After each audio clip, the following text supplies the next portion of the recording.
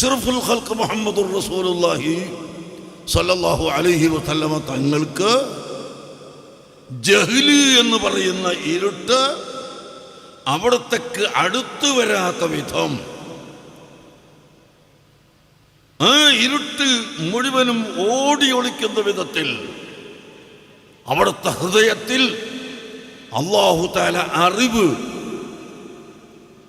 അൽ ഇൽമു നൂറുൻ യഖ്ദിഫുഹു അല്ലാഹു ഫീ ഖുലൂബി ഇബാദി,